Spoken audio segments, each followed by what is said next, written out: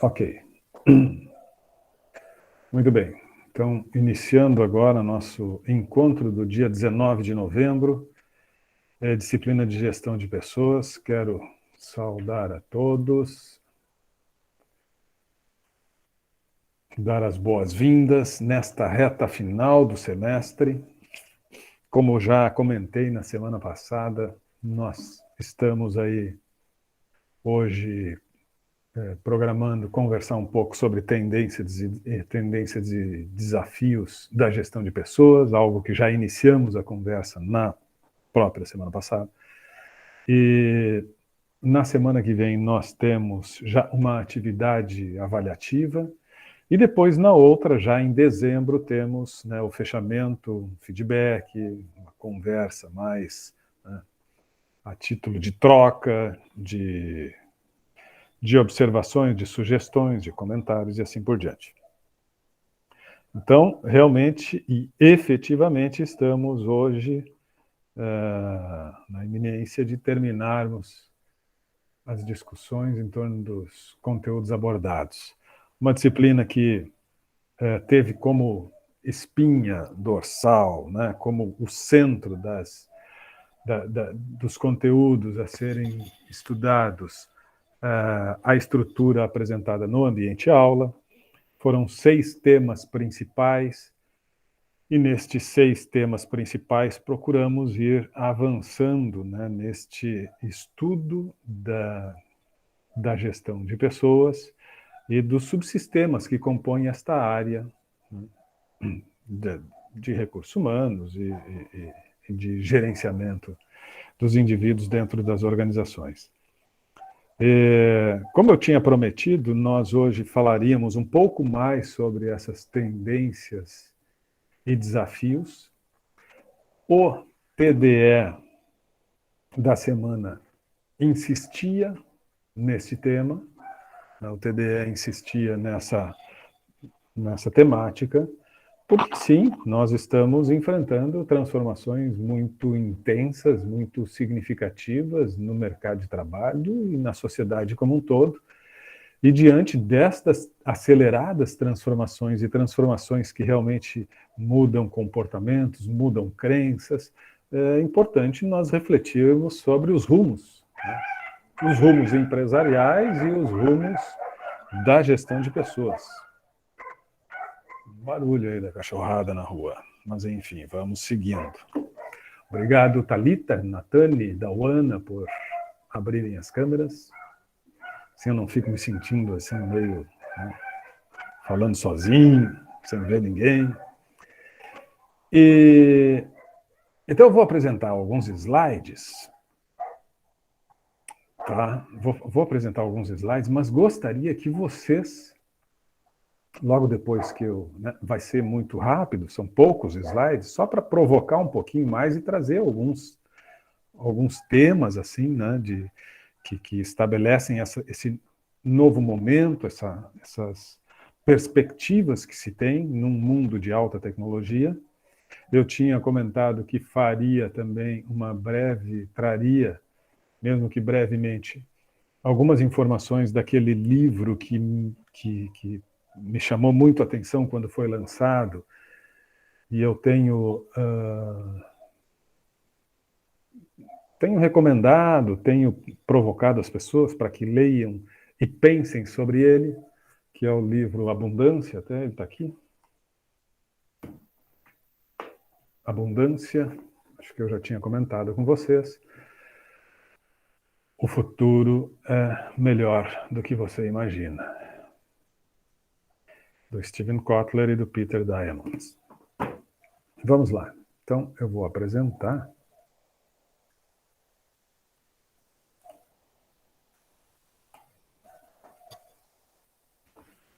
Nós vamos conversar um pouquinho.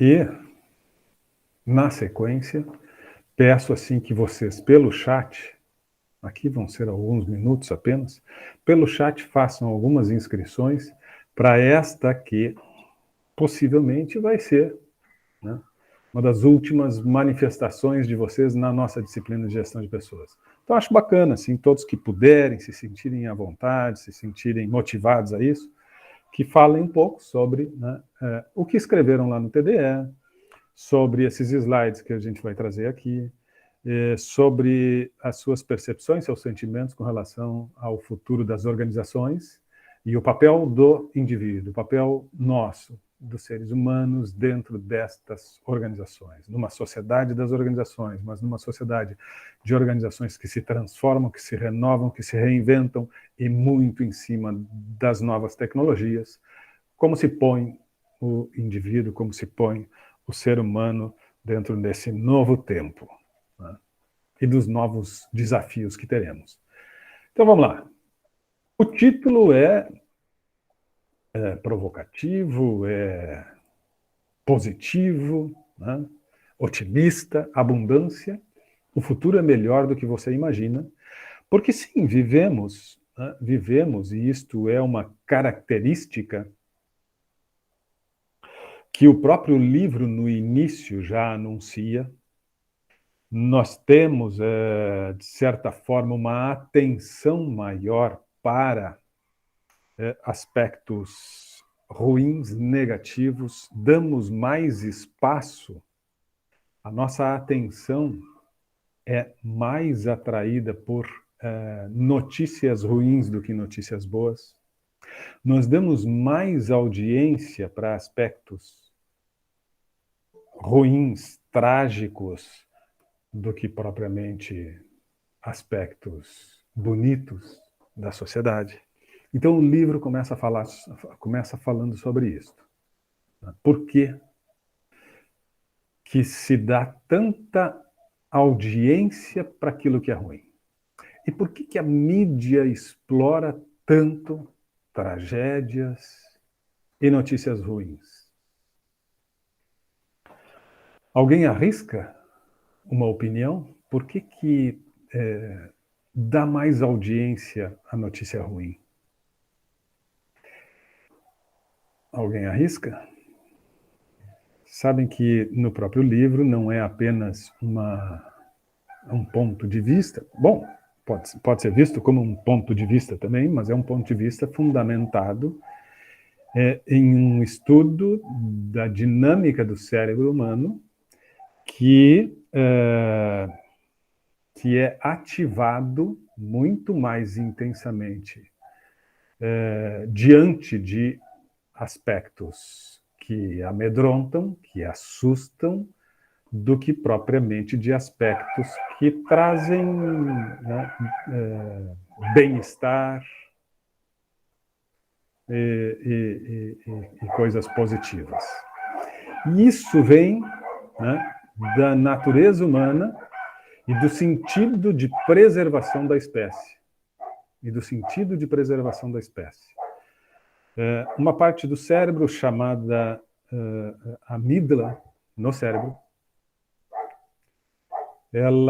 ela existe e ela é aguçada a partir exatamente destas situações de perigo. O homem enquanto espécie, né, o ser humano, foi aguçando este sentido como uma forma de preservação da espécie. Então, o cérebro humano está muito mais atento à tragédia, aos riscos, ao perigo, ao que é ruim, do que aquilo que é calmo, que é tranquilo e que promove bem-estar. Mas isto vem, segundo, né, a teoria apresentada no livro, com bons argumentos científicos, vem exatamente desta estrutura cerebral e do pensamento de estar atento ao perigo. E a mídia percebe que nós prestamos mais atenção quando estamos diante do ruim, do que assusta, do que amedronta, né, das tragédias, do que propriamente de coisas boas. E exatamente por chamar mais atenção por despertar e prender mais a atenção nossa estes aspectos, a mídia acaba explorando mais isso, porque precisa de audiência. Mas o livro mostra que nós precisamos exercitar. Assim como o cérebro foi sendo, né, ensinado no sentido de preservação da espécie, ensinado a estar muito atento àquilo que amedronta, àquilo que assusta, nós precisamos também começar a educar e a exercitar o nosso cérebro no sentido de nos entusiasmarmos com aquilo que é bom, porque é uma questão de exercício. E entendem que esse exercício precisa ser feito. Que nós precisamos começar a exercitar a forma de olhar para as coisas e de dar atenção a elementos que possam efetivamente ser mais favoráveis e propícios ao desenvolvimento da humanidade. Essa é a introdução que eles falam para quebrar um pouco esse sentimento de pessimismo que sempre nos cerca com relação ao que está por vir.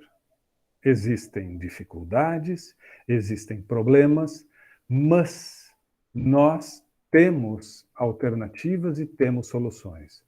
O que nós precisamos é deixar de ter este sentimento negativo, este pessimismo, e de darmos tanta ênfase aos malefícios, às consequências, né, daquilo que não está bom, e começar a direcionar o nosso pensamento para as alternativas e possibilidades que existem de solução dos grandes problemas da humanidade, que passam, por exemplo, entre outros, pela fome, pela escassez da água, né, no planeta, a escassez da água, pelos problemas de educação, pelos problemas de saúde, pelos problemas de geração de energia e assim por diante, entre outros. O livro trata muito das alternativas e das perspectivas e possibilidades para se superar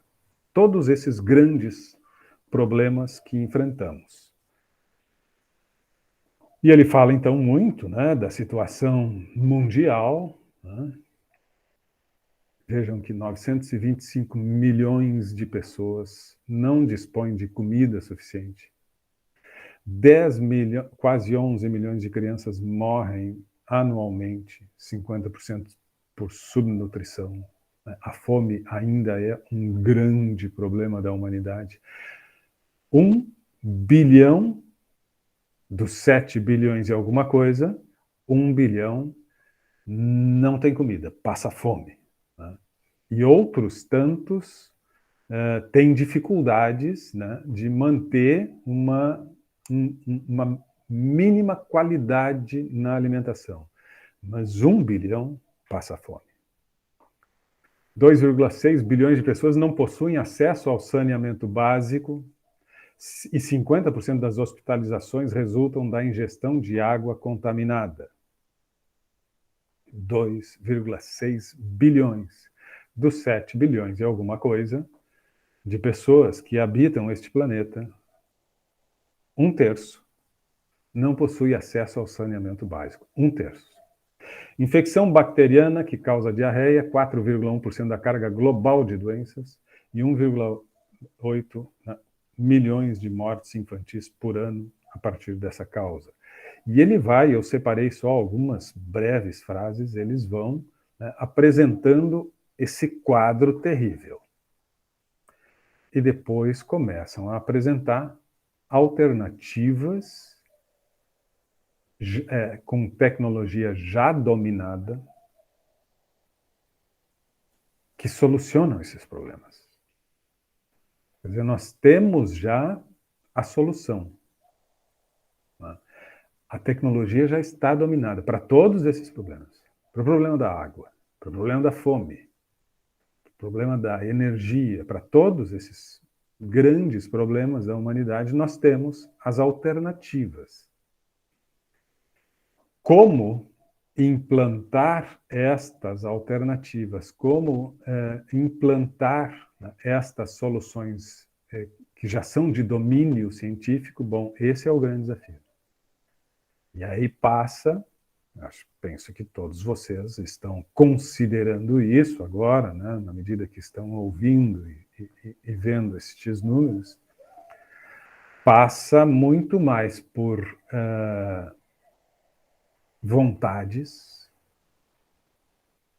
e por superação de barreiras políticas, econômicas, do que propriamente conhecimento. Domínio e conhecimento há. Vontades precisam ser superadas. Precisam ser barreiras políticas e econômicas precisam ser superadas. Então, a hidroponia é uma das alternativas que reduziria o consumo de 70% para 6% da água, né, utilizada na agricultura. As questões energéticas, eles apresentam alternativas impressionantes, né, que podem solucionar o problema do fornecimento de energia para todo mundo. E existe já alternativas. Não alternativas isoladas, existe possibilidade, alternativa real, de se resolver o problema energético mundial. Mais uma vez, a tecnologia dominada, a vontade econômica e política, né, ainda ferindo, travando estes desejos, estas possibilidades. Cerca de 1 bilhão de pessoas não possuem acesso à energia elétrica. 1 bilhão. Cerca de 3 bilhões de pessoas ainda dependem de combustíveis primitivos que mexem com a matriz energética. Cerca de 90% da remoção de madeira na África é destinada à obtenção de energia. Então, energia, sim, existe possibilidades de energia limpa e possibilidades e domínio de tecnologia para gerar energia limpa para todo mundo. Por que isso não acontece? Por que isso não acontece? A educação. O problema da educação é um problema também que trava o processo de desenvolvimento. E eles fazem analogias que vocês já seguramente ouviram em outros espaços, em outras obras, em outras publicações, né, do quanto o mundo vai se transformando, né, em segmentos diversos, em algumas poucas décadas, o quanto se transforma, né, determinados segmentos. Aí eles trazem a questão dos automóveis, a questão, né, da comunicação, dos celulares, e daqui a pouco eles fazem a comparação, né, dos modelos de ensino, né, e que a gente não consegue ver muita mudança, exceto, né, a qualidade da fotografia. Porque se tu desconsiderar a qualidade da fotografia, que sim, foi também um segmento que se transformou de maneira extraordinária, né? Hoje nós temos um domínio tecnológico sobre esse segmento espetacular, mas fora essa diferença dos registros fotográficos, nós vemos um modelo repetido há décadas, né? Então nós temos as grandes transformações e eles contestam fortemente os modelos de ensino. A pandemia, nós já conversamos aqui, de alguma forma desacomodou esses modelos, né? Claro que o ensino à distância não é por conta da pandemia, ele já existia, mas não apresentava suficientemente alternativas de promoção de uma educação inclusiva, tal qual se necessita. Mas existem outros movimentos, outras iniciativas pelo mundo, como esta, que já faz alguns anos, um laptop por criança, comandadas essas iniciativas por fundações, essa aqui é a Fundação OLPC, né, que dá origem ao nome, inclusive, e que tem transformado comunidades carentes, né, e conseguido este feito, né, de incluir crianças sem, originalmente, acesso a uma educação de qualidade, tem conseguido, né, promover uma educação inclusiva bastante diferenciada. São iniciativas muito isoladas, mas que servem como referência, que servem como um ensinamento, um parâmetro importante para que se possa estender com vontade política, como já insisti aqui, na busca dessas alternativas. Então, a educação também consegue. E o mundo das organizações é esse. O mundo das organizações, diante de um cenário ainda de tanta desigualdade, de muita desigualdade, pessoas que passam fome, pessoas que não têm acesso ao saneamento básico, pessoas que não têm acesso à energia, pessoas que não têm acesso à educação. Então, uma parcela tão grande e tão significativa da população mundial, tão alijada, tão à margem das possibilidades, concorrem num mundo que avança tremendamente, concorrem numa sociedade que quer cada vez mais e exige cada vez mais qualificação, conhecimento, domínio. A sociedade das organizações é uma sociedade que se desenvolve e que se fortalece num ambiente de alta competitividade, num ambiente que, a partir desta competitividade, valoriza cada vez mais a diferenciação. Então, para tu te manter competitivo, para tu seguir competitivo, para tu seguir vencendo no mercado, tu precisa estar atuando com muita competência no processo de diferenciação. Nós já refletimos, inclusive, em outro encontro sobre isso. Não inovar por inovar, mas inovar com qualidade, com domínio de mercado, com domínio de tendências. As empresas, então, vivem num mundo de alta competitividade, num mundo que exige diferenciação constante, num mundo em que a tecnologia da informação passa a estar no centro de todas as ações, num mundo que cresce cada vez mais a dinâmica pelo comércio eletrônico.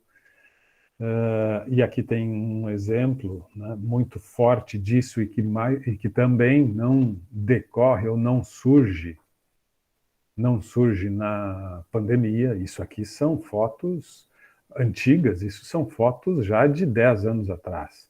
Né? Imagina que a Tesco, não sei se vocês conhecem esta empresa, esta rede, esta grande rede de supermercados, que tem sua origem na Irlanda, né, a fundação na Irlanda, mas que não está mais restrita apenas àquele país, e ela atua no comércio eletrônico, é um supermercado, mas atua no comércio eletrônico já com muita qualidade no processo de entrega, de distribuição,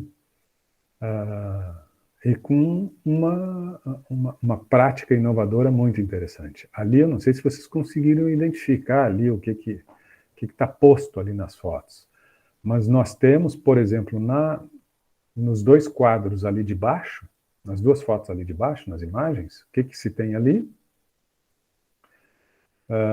Um rapaz com um smart comprando, fazendo compras, enquanto, né, alguns já estão entrando no trem ali e tal, ele está numa estação de trem, e no outro lado, numa parada de ônibus. E o que tem ali? tem uma gôndola do supermercado. E eles estão fazendo compras. Quando chegar em casa, já está chegando também as compras que ele fez ali no ponto de ônibus. Quando chegar em casa, ele já está recebendo as compras que fez ali na estação do trem. Lá em cima, num dos quadrinhos também, uma estação de ônibus, e no outro, os corredores, né, de chegada de um aeroporto, todos com gôndolas virtuais. Né? Isso é uma realidade há muito tempo já. Então, as pessoas, né, têm acesso ao supermercado. A Tesco acabou sendo inovadora nesta prática, né, de centros de distribuição, de entrega, e as lojas físicas começam a dar espaço a lojas virtuais distribuídas em pontos diversos de grande circulação.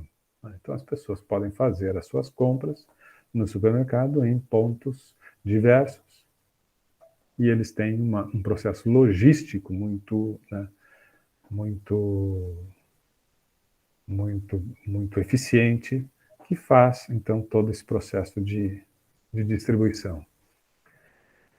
Tivemos a oportunidade de conversar aqui também, né, sobre esta nova realidade. Este ano de 2021, mas especialmente agora 2022, a Sofia começa a definitivamente entrar no mercado, né? As pessoas vão poder adquirir, né, a Sofia, para ter a Sofia em casa. Né? Eu acho que a gente já conversou aqui sobre a Sofia numa das aulas, né? Sofia, da Hanson Robotics, e que, enfim, que interage com as pessoas, que tem esse processo de inteligência artificial bastante acurada e que vai aperfeiçoando, né, o seu banco de dados e a sua, inclusive, capacidade de interpretação das situações a partir da interação com os humanos. Ela não é apenas um robô com uma memória muito grande e que tem respostas para muitas coisas, mas não, ela vai produzindo novas respostas também a partir daquilo que ela vai recebendo de informações na interação com os indivíduos. Então, tem uma lógica e uma dinâmica diferente, muito curiosa, de certa forma assustadora, polêmica, né, mas que é uma realidade e começa a entrar no mercado, a Sofia.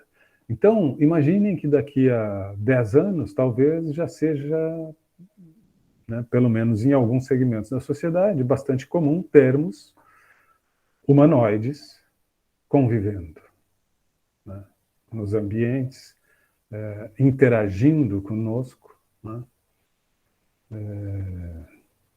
e dentro dessa característica, assim, de muita semelhança com os seres humanos, né? As expressões, se vocês já viram os vídeos recentes da Sofia, ela realmente tem expressões faciais, ela tem, assim, ela parece uma pessoa, né? E essa, né, passa a ser a nova realidade. Bom, a Sofia vai poder, sim, atuar nas empresas. A Sofia vai estar nas empresas. Ela não está só entrando no mercado para, eventualmente, né, ser um humanoide, um robô que vai nos assessorar em atividades domésticas. Né? Não, ela está aí para também entrar no mercado de trabalho e para atuar nas mais diferentes áreas, nos mais diferentes segmentos.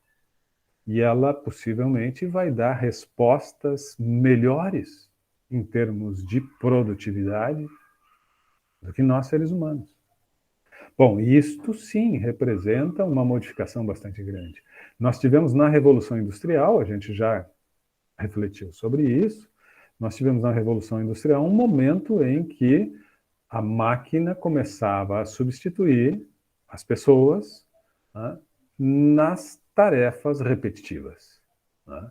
E isso foi, ao longo de alguns anos, né, uma grande preocupação com relação ao nível de emprego e o que estava por vir diante dessa substituição do número de trabalhadores nas indústrias e, enfim, por máquinas. Pois agora, mais do que substituir em atividades operacionais, a Sofia vem também para substituir em atividades que exigem conhecimento. E ela está ali para dar respostas, talvez numa velocidade, talvez não, seguramente, numa velocidade muito maior, com uma precisão muito maior. E o que isso vai representar no mercado de trabalho, nas oportunidades e no que está por vir.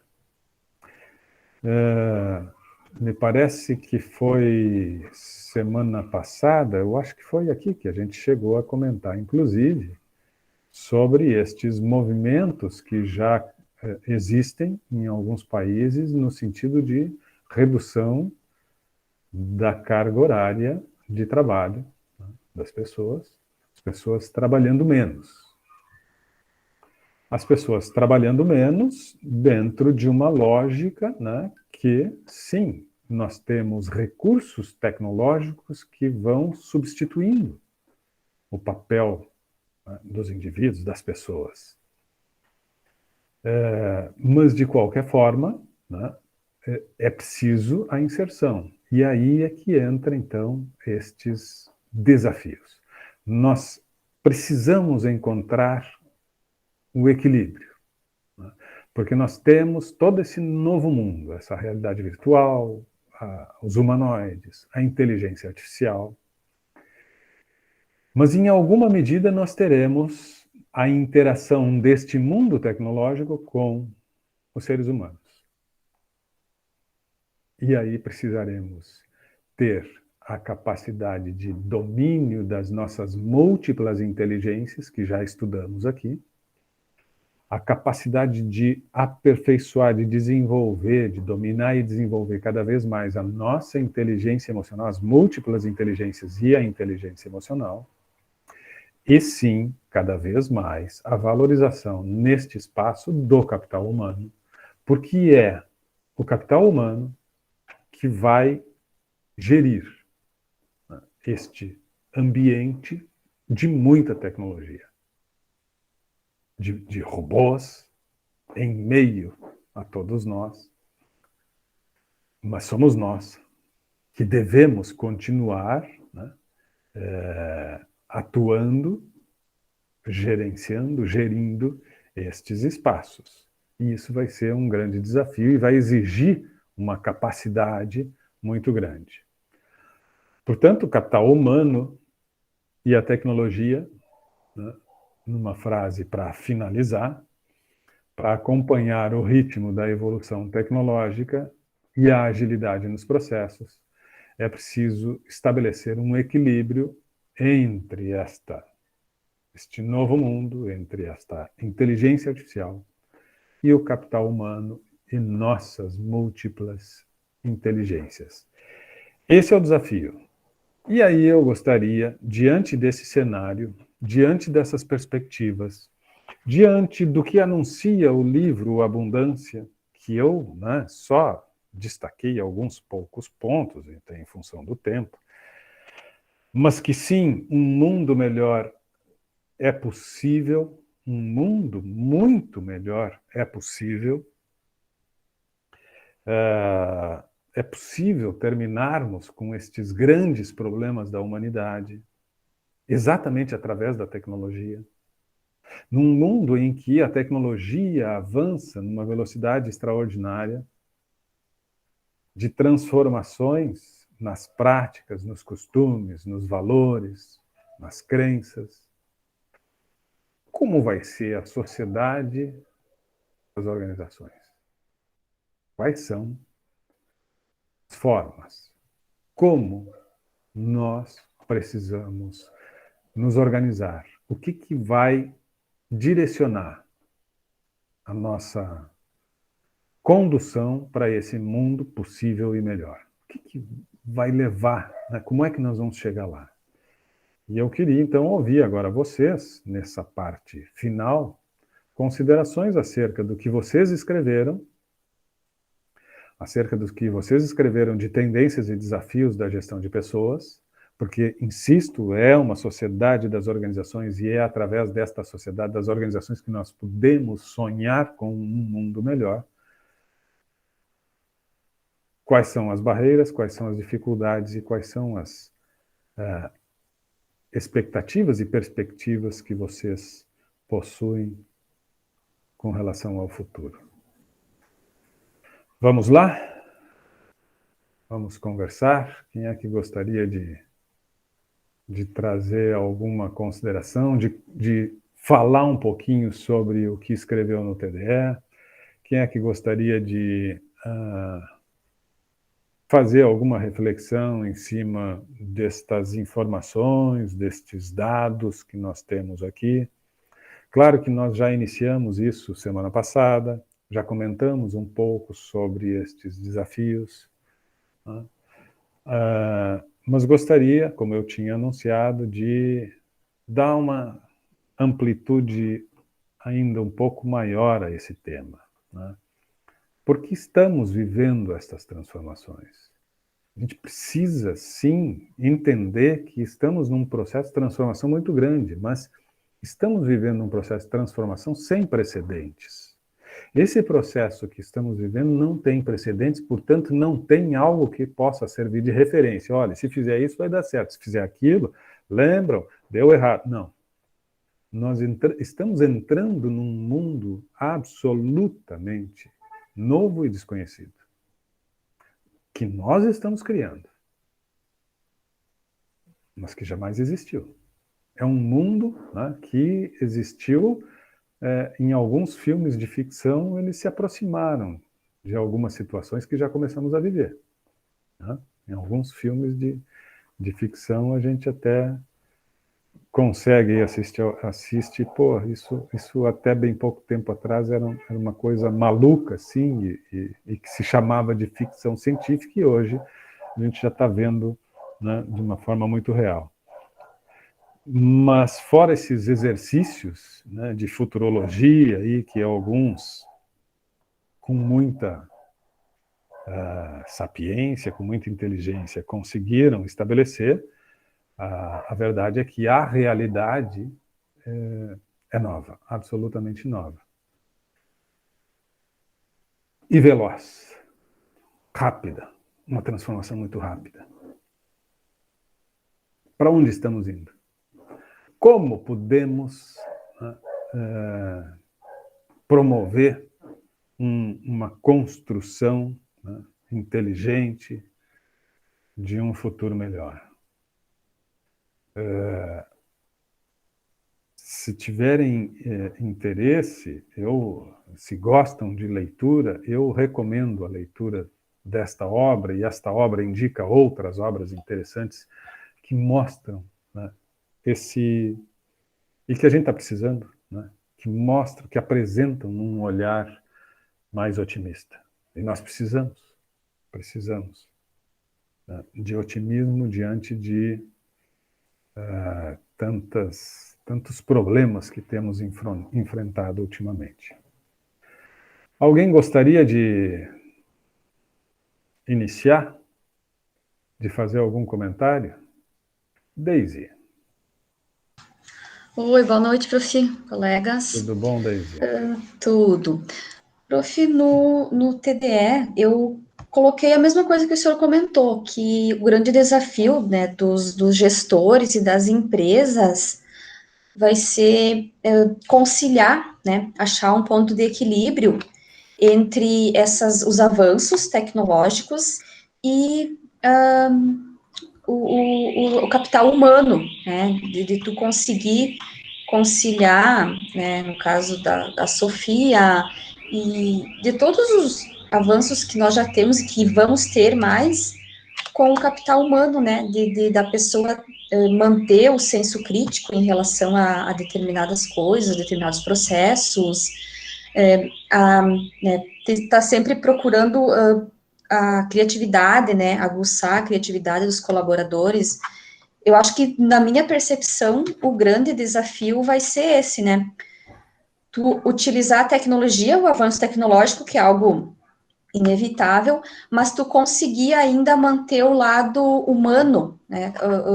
Tanto na questão das relações humanas, do convívio, até do convívio físico, né? Entre os colaboradores, eu acho que isso vai ser um ponto, né? Que vai precisar ser bem trabalhado, né? No futuro próximo, no futuro distante, vai ser algo que vai precisar ser bem trabalhado e, né, algo bem minucioso. E com relação ao que o senhor expôs, né, na relação da fome, enfim, de todas as adversidades que nós enfrentamos no mundo, eu cheguei à conclusão de que nós já temos, por meio da tecnologia, uma forma de melhorar isso, de erradicar a fome, né, a pobreza, a mortalidade infantil, enfim. Então, o que que falta? Eu acho, então, né, vou usar uma palavra bem comum, falta vontade, né, interesse de, sei lá, governantes, enfim, de quem pode, né, disponibilizar isso para a população. Acho que o meu ponto de vista é esse. Então, nós já temos a tecnologia, tem países, claro, tem países que não têm recursos financeiros, mas tem países que têm o recurso financeiro para auxiliar o país que não tem. Então, eu acredito que talvez seja falta de vontade, né? Ou, eu descobri um novo planeta, claro, não que isso não seja importante, é importante, vai me dar mais visibilidade do que eu colocar uma fazenda de hidroponia lá na África, né? Claro, estou expondo o meu ponto de vista. Talvez isso também impeça de usarmos essas tecnologias com o intuito de erradicar a fome e a pobreza, né? Acredito que isso também seja uma das causas, né? A visibilidade, né? Um feito como esse, né, em questão de universo, vai me dar mais visibilidade do que, né, sanar a fome na África. Legal, Daisy. Interessante o que tu traz aqui, e realmente essa questão que eu também meio que anunciei, né, ou coloquei como talvez a principal barreira, né, essa questão da vontade. Vontade política, vontade econômica, né? Eu acho que a questão econômica é muito forte, muito forte. Nós talvez não avancemos ainda, não tenhamos avançado ainda, né, em algumas áreas, exatamente pela força de grupos econômicos e de interesses econômicos, né? Nós sabemos, por exemplo, que a questão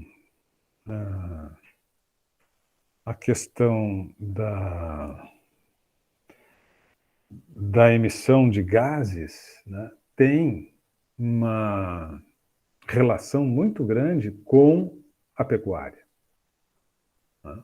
Sabemos que a pecuária ela é atualmente, na forma com que ela está estruturada no mundo, ela tem causado danos sérios. A ciência já desenvolveu a produção de carne in vitro. E produção de carne in vitro significa que daí nós não precisamos mais ter grandes rebanhos, nós não precisamos mais ter, né, a pecuária da forma com que ela está hoje posta. Mas esse é um segmento forte. Esse é um segmento importante, poderoso. E aí é jogo de interesses. E aí é jogo de interesses, né? Até que ponto existe o interesse para se buscar estas alternativas? E só ganha força neste jogo de poder, né, se nós tivermos pessoas suficientemente esclarecidas para conseguir estabelecer algum tipo de pressão. Porque senão ficamos submetidos ao domínio do poder econômico.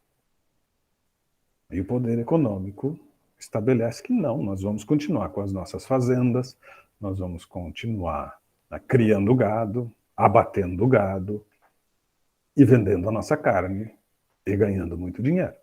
E esqueçam esta coisa de laboratório, porque isto pode comprometer o nosso negócio. Eu estou dando um exemplo, né? Mas nós temos inúmeros outros exemplos, né? Por exemplo, com relação a energias, né? Produção de energia, energia limpa, mas que não ganham o apoio, não possuem força suficiente, porque lutam contra oligopólios, contra, né, um grande poder. Então, né, o petróleo está aí e continua, e vai continuar porque tem muita força, mas nós temos alternativas. Nós temos muitas alternativas. Então, acho que sim, Daisy, eu acho que passa por aí. E por que não conseguimos, né? Por que é tão difícil? Não é que não conseguimos, por que temos tanta dificuldade, né?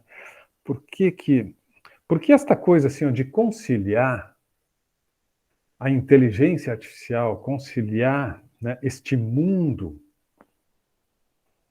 altamente tecnológico com a atuação humana, eu acho que isso nós conseguimos fazer. Isso nós conseguimos organizar. Só que o problema do mundo, né, não é só conciliar homem e máquina, ou ser humano e máquina. Né? O problema do mundo, bom, são estas outras grandes questões que a gente viu aqui. Né? E enquanto tem gente passando fome, passando sede, né, sem saúde, sem educação, como é que a gente vai viver num mundo de harmonia, de bem-estar? Nós precisamos atender a toda a população. Nós temos um outro problema que decorre também destas questões que foram postas inicialmente, que é a questão da natalidade. A gente sabe que existem países que têm um controle da natalidade já bastante interessante, né? E, infelizmente, países mais pobres são os que menos têm controle de natalidade e que acaba potencializando as diferenças. Né? Potencializando essas diferenças, cada vez, né, ampliando ainda mais o distanciamento entre aqueles que têm muito e uma grande massa que tem pouquíssimo. E isto é um aspecto importante, que passa, Daisy, que tem uma relação íntima também com a educação. Se nós analisarmos, né, os índices de natalidade com os índices educacionais, nós vamos ver que existe uma relação entre eles. Então, passa por um processo de educação. Né? Vejam que essas coisas estão ligadas. E o índice de educação, que, por sua vez, tem relação com o índice de natalidade, tem relação com os índices de saúde ou de falta de saúde da população, que tem relação, bom, né, com a fome, com a miséria, com a pobreza, com tudo mais. Então, essas coisas estão relacionadas. E vejam, a educação está ali no meio. E educação é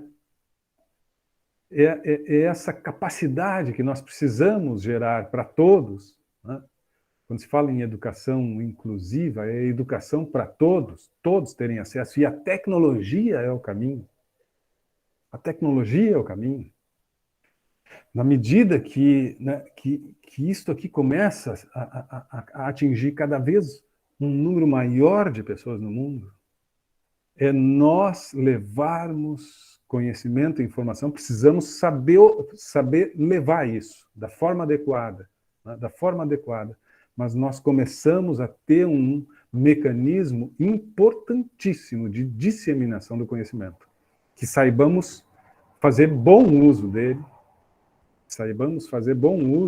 dele, essa ideia, né, aquele programa ali de um laptop por criança, ele tem esse propósito, é nas comunidades carentes que eles instrumentalizam, trazem a tecnologia, e impulsionam o processo de educação.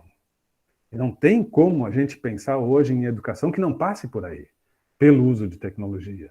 Não adianta eu ficar insistindo, né, com uma professora e uma barrinha de giz e uma pedra onde ela vai escrever algumas coisas. Não é mais por aí. O mundo não é mais esse.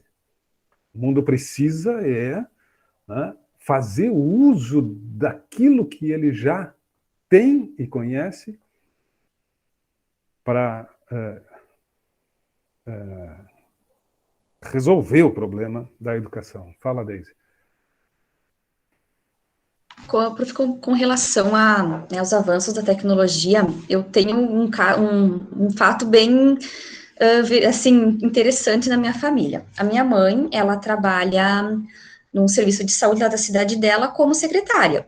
E quando ela iniciou, era tudo manual, né? Era tudo papel. Tinha que escrever, né? Escrever tudo que tu precisava. E dos tempos para cá, eles começaram a implementar, então, né, informatizar os sistemas e implementar tablets para eles trabalharem. E daí a mãe me comentou, ela disse, meu Deus, como que eu vou fazer agora? Eu não sei nada. Eu, por mim, continuava do jeito que tá, mas estão colocando os tablets, eu vou ter que me adaptar. Daí eu disse, não, mãe, calma, espera eles, né, passarem treinamento e tal, e daí tu vê como que tu vai te adaptar a essa nova situação. E agora, ela disse, ela me diz, eu não sei como que nós trabalhávamos antes com papel e caneta, anotando, escrevendo o dia todo. Sendo que ali no tablet, eu digito em segundos, já está lá no outro arquivo, no outro sistema que eu preciso, né? Que antigamente ela tinha que anotar e depois ir lá e passar limpo tudo que ela precisava. E agora não, ela digita ali no tablet, automaticamente vai lá para outra pasta, ela não precisa passar limpo de novo tudo aquilo. Então, é complicado? É complicado. Mas se as pessoas tiverem boa vontade e um suporte adequado para essas novas tecnologias, é possível, né? Se adaptarem. Os jovens, ok, já vão estar inseridos nesse meio. Os mais velhos, como é o caso da minha mãe, que né, teve acesso a um celular com 50 anos, então é difícil, mas não é impossível. É que o celular, Deise, ele tem 20 anos de idade, não tem talvez nem isso, né? O celular, na década de 90 é que ele surge e só com a facilidade de não ter mais um fio que tem que conectar uma linha. Essa é a grande vantagem, porque ele servia só para falar, para telefonar. O celular na década de 90, né? E se transforma num computador de mão agora. Então, este celular que nós conhecemos, ele tem 20 anos de idade. Os nativos digitais, estes, né, que nasceram de 2000 para cá, de meados de 90, mas especialmente de 2000 para cá, e a geração de 2010 para cá, então, mais intensamente, estes têm um domínio sobre as tecnologias, né, extraordinário. Vocês todos aqui são, né, pessoas que já fazem parte desta geração que cresce com a tecnologia. Os mais jovens, né, um domínio muito maior. As crianças de hoje, um domínio muito maior. Isso mostra que, sim, temos uma geração que tem um pouco mais de dificuldade, mas que, sim, aprende, consegue se inserir minimamente para, né, para aperfeiçoar suas práticas, o seu dia a dia e tal. E conseguem, né? E temos as novas gerações, bom, que vêm com uma dinâmica muito mais forte. Estas novas gerações é que vão, sim, estabelecer esse novo mundo, né? Criar esse novo mundo, mas que tem esses desafios. E eu insisto, a questão da educação, ela está no centro de tudo. O processo educacional, ele está no centro de tudo. Nós precisamos, né? E aí, assim, ó, a educação, ela tem que ser muito bem pensada, né? A educação, ela precisa ser construída sob valores, sob pilares assim, né, importantes, pilares importantes. Quer dizer, tem que ser uma educação que atua em busca que atua na busca de uma consciência coletiva, né? Acho que nós precisamos, talvez, esse seja um grande e maior desafio, né? Uma educação que se constrói dentro de um espírito de coletividade, né? Um espírito de desenvolvimento da humanidade e da coletividade. Um dos grandes males que nós ainda temos é a ganância, a vaidade e o egoísmo. E isso precisa ser vencido. E como é que se vence isso? Através do fortalecimento de valores, que vem lá da base. E aí eu, mais uma vez, trago esse processo da educação. A educação tem que atuar muito fortemente nestes valores de coletividade, de bem comum, né? De quebra destas que, infelizmente, ainda são muito fortes na sociedade, destas características humanas, né, que dizem respeito à vaidade, a egoísmo e ganância. Isso a gente precisa vencer. Fala, Natane. Boa noite, professor. Boa noite, os colegas. Assim, com relação à educação, o senhor falou ali, o senhor falou tudo. Eu sou irmã de uma professora e eu fiz magistério também. Eu atuei durante um tempo em sala de aula, mas não era a minha vocação, né? Então eu resolvi seguir outra carreira. Mas como o senhor falou, a educação ela tem que vir da base. Então, o que eu vejo, ao meu ver, como já atuei como professora de crianças, minha irmã é professora de crianças, eu vejo que falta muito, assim, a participação dos pais. Ainda existe muitos pais que se o filho faz uma malcriação e o professor faz uma anotação no caderno ou ganha um castigo não, porque hoje em dia não se usa mais isso, mas ganha uma advertência, pais que acobertam isso, existem pais que dizem que sempre o filho que é o certo, por isso que eu acho que acontece tanta coisa que a gente tem visto nas escolas, aluno que mata aluno, que mata professor, ou que bate, que espanca, e realmente eu acredito assim também que no nosso país se precisa ter mais precisa ter um fortalecimento maior nessa questão da educação. Os professores também precisam de mais apoio, porque ao meu ver, assim, eu vejo que os professores são muito pouco valorizados no nosso país. Então, falta isso, falta também nos colégios, falta tecnologia para as crianças poderem ver como é que são as coisas, para elas, porque tem, querendo ou não, o nosso país tem muita criança carente que não conhece nada, nunca viu uma TV, nunca viu nada. Então, isso acaba interferindo bastante no conhecimento delas. E eu acho, assim, que quando o nosso país chegar ao ponto de valorizar mais a educação, que crianças tenham mais acesso, professores tenham mais acesso, sejam mais valorizados, e que os pais enxerguem também que os professores precisam do apoio deles, a gente vai ser capaz de criar seres humanos melhores, com base nos princípios, assim, como o senhor falou, vão ter princípios melhores, eu acredito.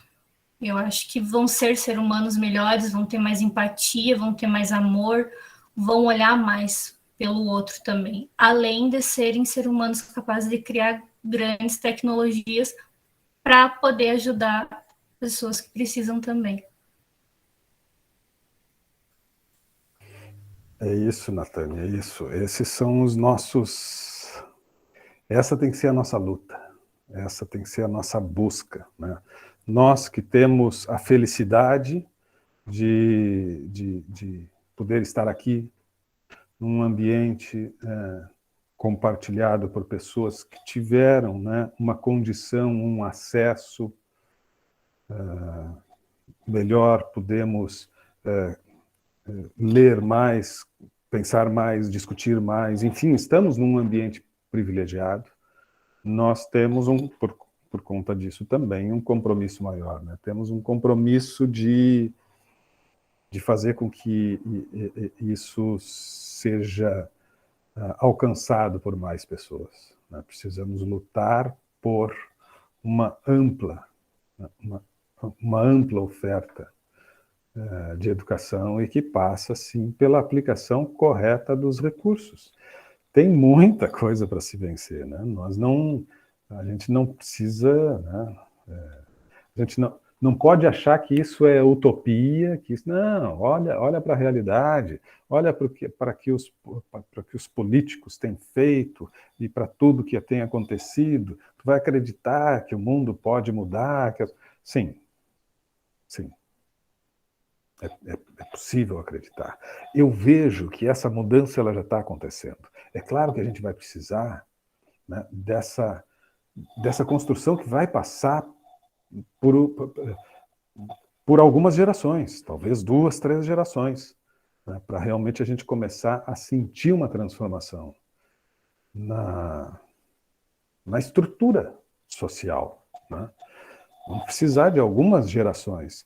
Em alguns lugares, talvez mais.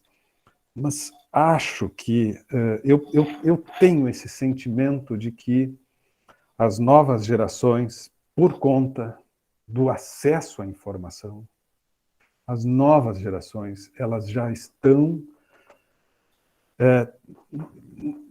tendo valores diferentes. As novas gerações já estão, sim, tendo valores diferentes.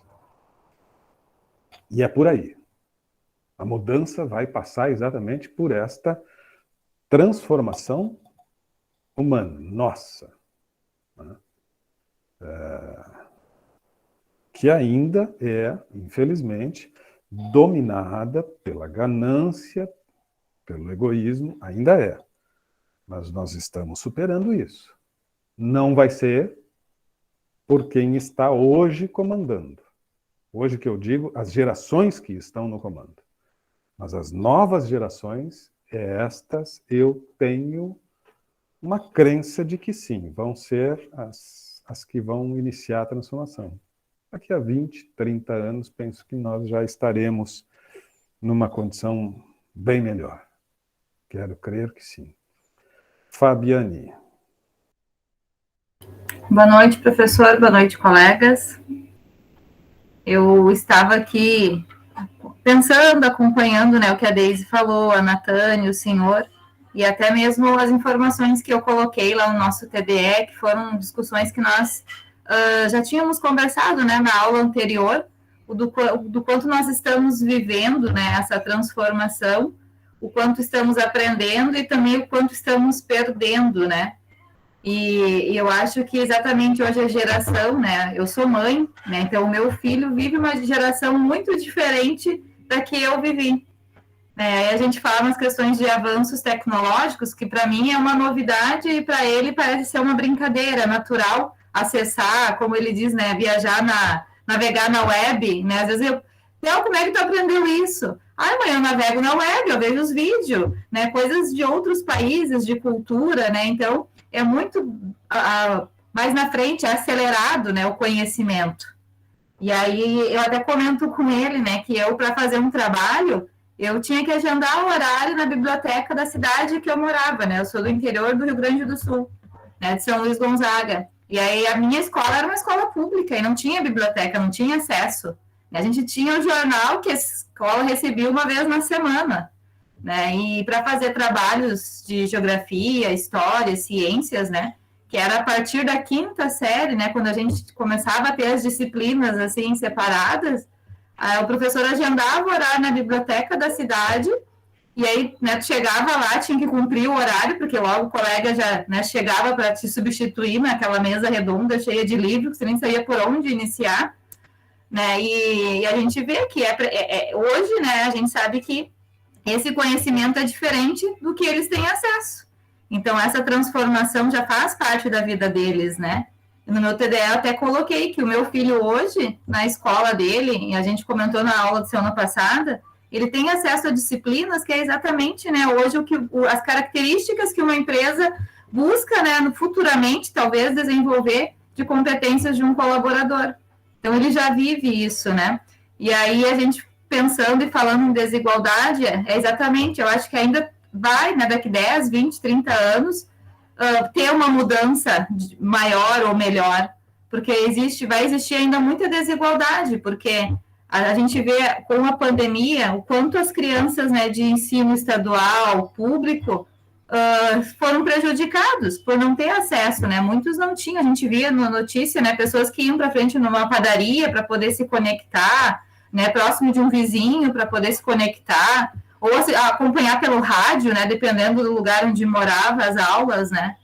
E os professores mesmo, né? Professores que não tiveram acesso a essa adaptação tão rápida, acelerada que foi, de saber utilizar, como nós aqui estamos tendo aula de forma remota, né? É difícil, como a Deise falou, pensando na mãe dela, né? A gente tem muitos professores, né, que atuam nessa idade que tem, né? A minha mãe é uma que não consegue, né? Utilizar um WhatsApp, né? E hoje é o nosso canal de comunicação de trabalho diário. Então, e são profissionais que atuam, né, dentro de sala de aula, né? Então, que compartilham, né, o seu conhecimento, mas que acaba hoje, né, sendo um conhecimento não valorizado e que falta, né, acompanhar essas evoluções, né? Falta aí novos conhecimentos para poder compartilhar com essa geração que está entrando.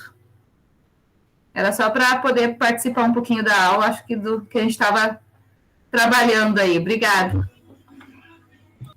Ótimo, Fabiane. Legal. Deise, Natane, Fabiane. Quem mais gostaria de uma manifestação final aí para a gente fechar? Oi, Maria Eduarda. Boa noite, professor. Tudo bom?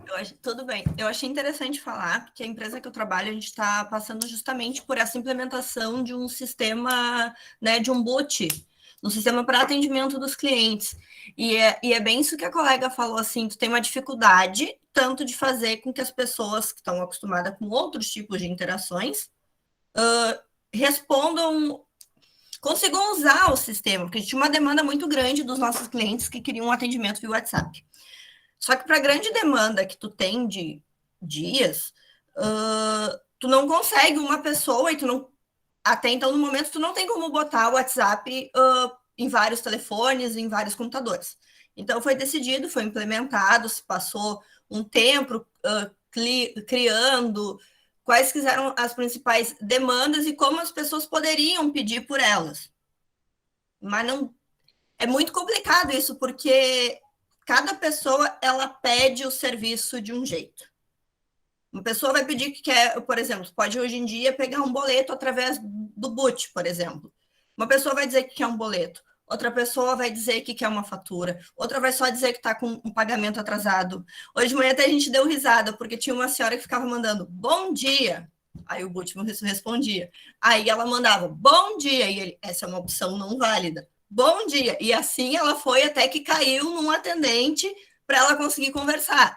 E quando tu pega com as pessoas, por exemplo, mais velhas, elas gostam muito de mandar o áudio, porque elas têm dificuldade de digitar, né? Então tu acaba levando um certo, digamos que atraso no atendimento, e tu não consegue, assim, desenvolver tão rápido quanto, porque as pessoas têm uma certa dificuldade. Eu, por exemplo, adoro quando eu esqueci a luz do meu carro ligada, em 2 minutos eu solicitei o meu seguro pelo atendimento do Butch no WhatsApp, em 15 minutos tinha um cara colocando o negócio para dar carga na minha bateria. Mas é que a gente é uma geração que já está mais acostumada com isso, com esse tipo de atendimento. Lê, aí tu tem que digitar 1, 2 ou 3, a pessoa escreve. Aí a gente começou esse atendimento a partir de 1º de novembro lá na empresa. Então, cada dia é uma demanda nova, a gente pede o Santos que cuida disso. Santos, a gente precisa adequar tal coisa, o cliente está pedindo tal coisa e o Butch não está entendendo. E assim a gente vai indo. Isso também fez com que diminuísse um pouco os nossos atendentes, principalmente na área do suporte técnico, porque como muita coisa o Butch consegue resolver, sobrou pessoas. Então, o que a gente está fazendo? A gente está, a princípio, pelo menos, não vai ser demitido ninguém, mas a gente está readequando. Antes, pessoas que só faziam a parte do suporte técnico, hoje estão fazendo cobrança, estão aprendendo as rotinas administrativas, estão aprendendo as outras partes da empresa, porque, num futuro, a ideia é justamente essa, é automatizar cada vez mais o setor para ficar mais dinâmico, para o cliente conseguir resolver mais rápido. Mas a gente está nesse caminho lá, né? Porque como agora é recente, a 19, a gente começou a atender via Butch desde 1º de novembro, né? Deu 19 dias. Então, a gente está nesse processo de adequação, de entender, porque todo mundo criou, assim, pediram lá, Maria Eduarda, o que os clientes te pedem? Eu fui lá, fiz uma lista de perguntas, mas os clientes não vão pedir exatamente aquilo daquela maneira.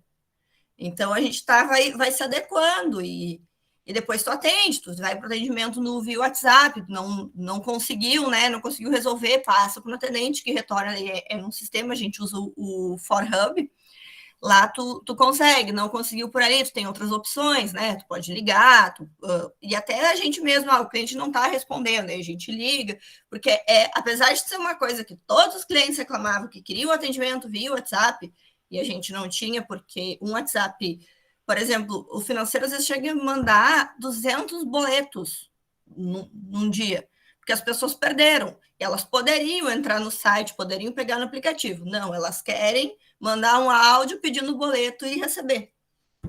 A gente está nesse processo assim e está bem interessante. Achei que talvez fosse válido contribuir com o tema da aula, né? Com certeza, Maria Eduarda. E é um processo assim, ó, que está muito acelerado, né? É um processo que nós vamos aperfeiçoando essas formas de atendimento, né? Eles vão a cada momento se tornando mais inteligentes, né? De maneira que a interação humana, em muitos deles, cada vez é menor. Cada vez tem menos necessidade. E aí se pensa um pouco sobre esse futuro, essas perspectivas futuras. Num mundo ideal, que corrige todas essas distorções, nós teremos, né, as pessoas podendo desfrutar de lazer, né, de turismo, enfim, né, de uma vida muito, muito mais agradável, com menos compromissos profissionais, porque a dinâmica né, a dinâmica da tecnologia vai oferecer todos os recursos necessários. Mas para isso, né, nós temos esses desafios. E estes desafios eu vejo uma possibilidade de serem superados pelas novas gerações. As novas gerações eu enxergo ali na frente, daqui a 20, 30 anos, conseguindo encontrar soluções para estes grandes problemas que vivemos hoje. Hoje, a forma com que os países, a sociedade está estruturada, nós temos muita dificuldade. Existem alguns filântropos, existem alguns milionários e bilionários filântropos, mas ainda não são em número suficiente, né, para mobilizar realmente, né, essas transformações, para ter a força destas transformações. A gente sabe que sim, tem bilionários filântropos, mas tem outros muito excêntricos, né, egoístas, e que querem fazer uso da sua riqueza, né, para se divertir, para resolver e para viver para si mesmo. Fábio, eu tenho uma fala final aqui, mas como tu levantou a mão, eu te passo a palavra, depois eu faço... Não, senhor, pode concluir. Era só para falar exatamente o que a Maria Eduarda tinha comentado, de o quanto nós também, né, aceleramos o nosso uso da tecnologia nesse último período.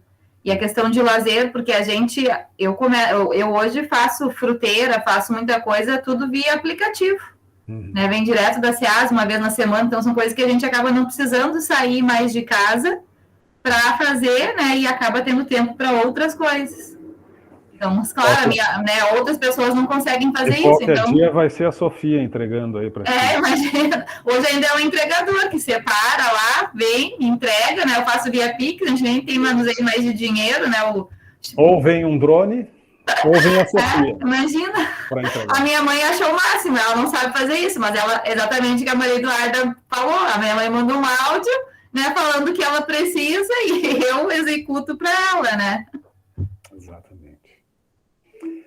Pessoal, eu quero agradecer muito especialmente a esse grupo aqui que está e que tem todas as sextas-feiras se feito presente, participado. Acho que foi um semestre muito bacana, gostei muito né, dessa participação de vocês, foram participações sempre muito ricas. E acho importante a gente fechar esse semestre com essa, pelo menos com uma perspectiva otimista, né? Num mundo assim de tantos problemas, de tantas coisas ruins, tensas, a gente ter uma perspectiva otimista de que sim, nós estamos trilhando, né, para as correções, tanta coisa já conseguimos modificar, outras ainda, né, vivem sendo tensionadas, mas estão sendo superadas. E esse é o caminho, né? Não vai ser fácil, mas eu quero crer, sim, que nós vamos alcançar uma condição de vida neste planeta, né, digna. Esse tem que ser o nossa grande busca. Gestão de pessoas, no final de tudo, tem que ter esse propósito, né? Gerir para fazer das pessoas seres felizes, né? E que se aproximem da plenitude. Que possamos ter isso como propósito de vida, que possamos, né, sim, buscar bem-estar e qualidade de vida, porque nós não vamos conseguir também gerar bem-estar e qualidade de vida se nós não estivermos bem. Então, que possamos buscar o nosso equilíbrio, o nosso bem-estar, a nossa compreensão de mundo, e a partir disso, sim, oferecermos, né, aquilo que estiver ao nosso alcance para transformarmos este mundo num lugar melhor para viver. Que possamos gerir pessoas sempre com esse espírito, né, de fazer o bem e de fazer justiça. Muito, muito obrigado. Na semana que vem é objetiva, então nós não vamos ter aula, mas eu já tinha me comprometido e vou estar aqui, vou abrir a sala, vou ficar aqui, eventualmente alguma dúvida, algum questionamento e tal, mas é um espaço para vocês resolverem a Objetiva 2. E na outra semana é o feedback, vocês, o ideal é registrar na sala de interação feedback, manifestarem, né, o seu ponto de vista e tal, mas eu também vou estar aqui, né, à disposição e tal, mas a participação de vocês vai ficar mais ligada agora aos espaços do ambiente aula, tanto na próxima semana, no que diz respeito à objetiva, quanto na outra, no que diz respeito ao fechamento, que tem uma sala específica de interação, onde pede o registro de vocês, né? É um feedback. Quais são as suas percepções, quais são as suas sugestões, quais são as críticas e assim por diante. Ok? Então, nesse sentido, mais uma vez, muito obrigado. Me procurem nas redes sociais, vocês me acham. Quem procura, acha. Quem quiser manter contato comigo, tem LinkedIn, tem Facebook, tem Instagram, tem Twitter, tem, enfim, né, me procurem, façam contato, vai ser um prazer continuar, de alguma forma, tendo interações com vocês. Foi um privilégio, agradeço muito e, quem sabe, até uma próxima. Tá bom? Valeu. Obrigado a todos. E até Tchau, mais. prof. Boa noite, gente. Boa noite. Tchau, professor. Obrigado, senhor, pelo ótimo semestre. Obrigado, eu que agradeço, Natânia. Tchau, pessoal. Obrigada pela troca aí de conhecimento. Obrigada, professor. E um excelente Obrigado, final de Fabiana. ano para os colegas que a gente vai acabar não se encontrando aí. Isso aí, da mesma forma. Obrigado, Fabiane. Obrigada, professor. Obrigado, Daiane. Um abraço. Valeu, Jonathan. Prof, obrigado. Eu que agradeço, Prof, Deise. eu não posso encerrar o semestre sem te fazer uma pergunta. Diga. O senhor é irmão, parente do Everton Cunha? Sim, sou irmão dele. Ah, imaginei. Vocês são muito parecidos, prof. É, né? Muitos. Muitos, muitos. Eu escutava ele no Pijama Show da Atlântida.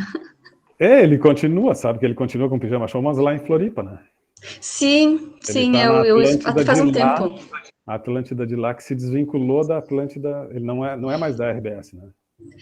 Não, eu escutava ele na Atlântida RBS, sim, mas a eu RBS, gostava sim, muito. porque naquela época ele transmitia para todo o sul do país, né? Que era Sim. Uhum. Rio Grande do Sul, Santa Catarina, e pegava até uma parte do Paraná, né? Uhum. Mas aí a RBS vendeu toda a operação para lá, só ficou com ela. E eles chamaram ele, então tá, ele foi, né? Não, tá mas lá, ele... vivendo em Floripa, não quer mais nada. Vida boa, né? O primeiro dia que eu vi o senhor, pensei, eu vou ter que perguntar se ele é parente do Everton. Esperou o último minuto para tirar a dúvida. Não, mas obrigado, prof. Foi muito proveitosas as aulas. Obrigado pelas tuas participações também. Eu que agradeço. Tchau.